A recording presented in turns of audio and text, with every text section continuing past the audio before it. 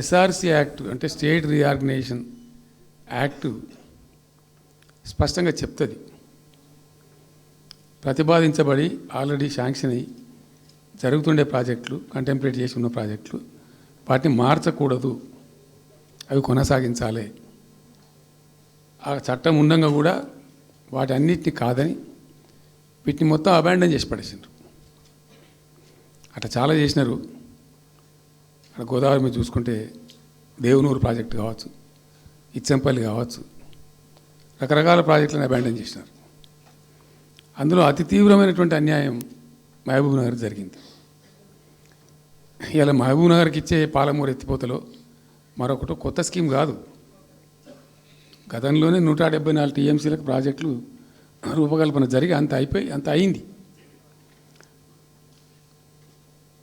అయితే మేము చాలా వాదించినాం.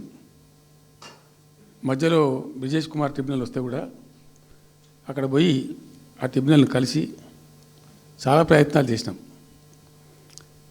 ఉద్యమ జలసాధన ఉద్యమ సందర్భంలో మా క్యాసెట్ల రూపంలో, స్పీచ్ల రూపంలో, కరపత్రాల రూపంలో, పోస్టర్ల రూపంలో, క్యాసెట్ల రూపంలో రకరకాలుగా వాదించుకుంటూనే ట్రిబ్యునల్ కూడా ఇవ్వాలని పోతే ట్రిబ్యునల్కు ఉండే ఒక డెలికసీ ఏంటంటే తప్ప రాష్ట్రం లోపల ఉండేటువంటి ఒక ప్రాంతానికంటే వాళ్ళు చేయరు.